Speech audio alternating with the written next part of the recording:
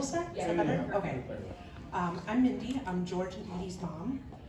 George is nearly 7. We've seen him, and his sister Edie is his constant sidekick, and she's floating around here somewhere. She is 5. Wanted to just tell you a little bit about George and our journey and working with Ability to Believe tonight. We noticed pretty early on that George had different interests than other kids. Remember in our former apartment in downtown St. Paul, we had this huge picture window overlooking the east side. Not super interesting, but 90 floor.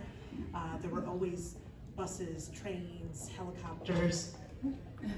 Sorry. That's okay. There was always something going on out that window. There's so much for me to watch. George, not interested. What he was deeply interested in was looking at the sprinkler system on the wall, and sometimes a portrait of Bill Murray wearing a top hat. That love of sort of all things circular shape moved into a love of ceiling fans, and then eventually into our YouTube fan era. There are tens of thousands of videos of fans on YouTube, and George has watched most of them. We're out of that era now, thankfully.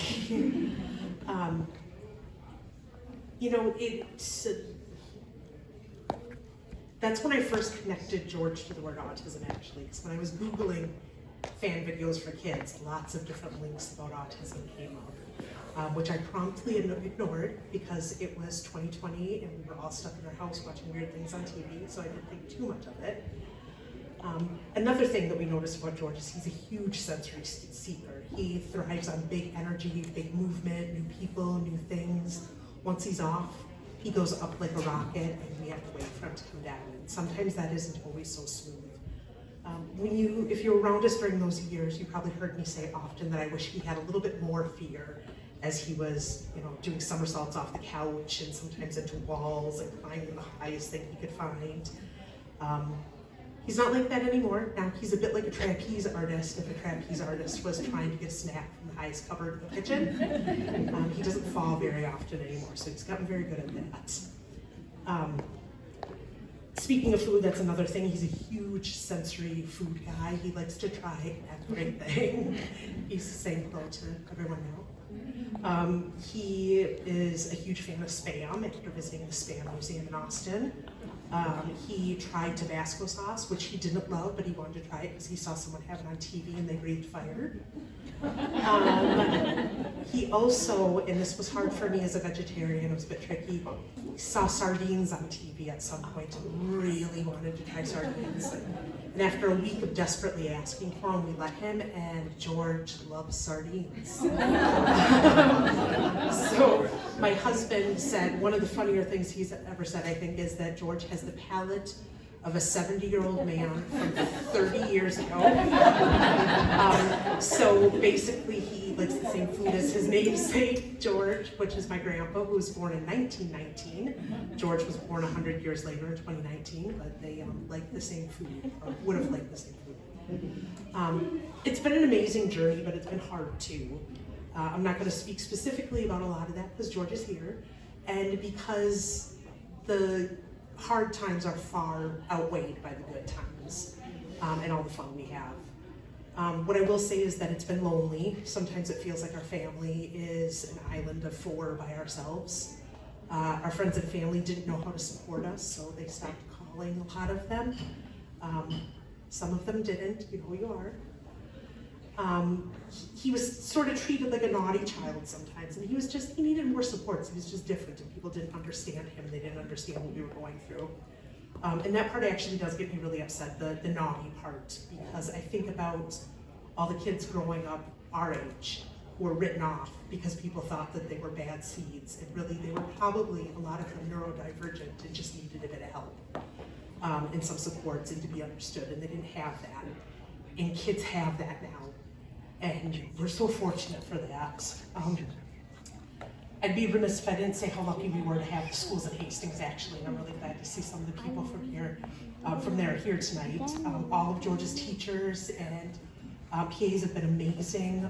Right back to Sarah at Tilden, who was the first one who sort of keyed us off that maybe we need to do something, and she helped guide us so gently through the assessment process. And if I talk about her too much, that is what will make me cry, because the kindness that she showed us during that time, even years later, is really still with me. So the understanding and support that we got from the schools also helped us to pursue the formal diagnosis of ASD and now ADHD. And it is the hardest thing we've ever done, but it's the best thing we've ever done. We've been so lucky to find support along the way in unlikely places, and that brings me to ability to believe. I'm so grateful that we saw the Facebook post a couple of years ago about a picnic here in Hastings, and even though we're not the most social people, George's dad and I, we went, and we've just kept going back. We found people who understood. We found a group to go to where we didn't have to explain ourselves or be afraid that we were going to be judged. We could just go be a family and have fun together. And the kids love it. It's someplace we can go where we feel welcome and supported and understood, and that is priceless. It's a nonstop learning process, but there's fun too. Both of my kids are teaching us so much. Every day we learn more about love, kindness, patience, and then patience, and then some more patience, because they're still 5 and 7 years old. And I'm learning about things I never expected to. We lean into all of his special interests. So I know a lot now about trains and EAS alarms from around the world. I know about spiders, very large numbers. If you've ever heard of a Googleplex, I now know what a Googleplex is. And recently skyscrapers, which we're leaning hard into with the trip to Chicago soon. So finally, I wanted to share a word that maybe some of you have heard already. It's a word they use for autism in New Zealand. It's, I hope I say this right, it's takawatanga, and it means in their own space and time, or own time and place. And I think that's the most beautiful way to describe autism, and I'm just so glad and feel so lucky that John and I, George's dad, get to be in that time and place with him. So. My speech. I think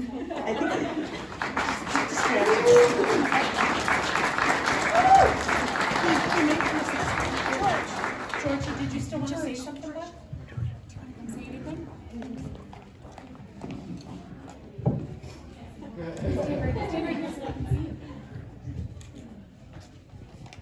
So, I really like being here because sure that this place is fun. Being an ability to believe is great. Like, one time even I got to go to an obstacle course, and one time at one of the ends of the games, we got to have a choice between 2 snacks, like cookie or whatever. It's like those bars, Rice Krispie bars, Rice Krispie bars with chocolate looking Love those. Frosting on it.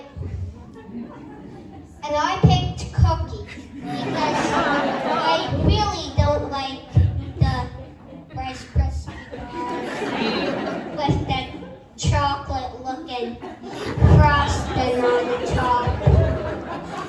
I hate it, even though I don't think I ate it at all before.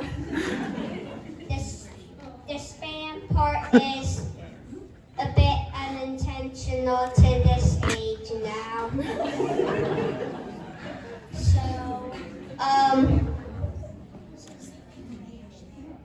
So thank you, Ashley, for letting me do this.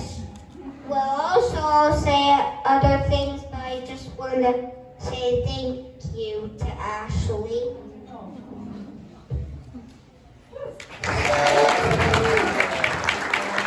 Thank you, thanks.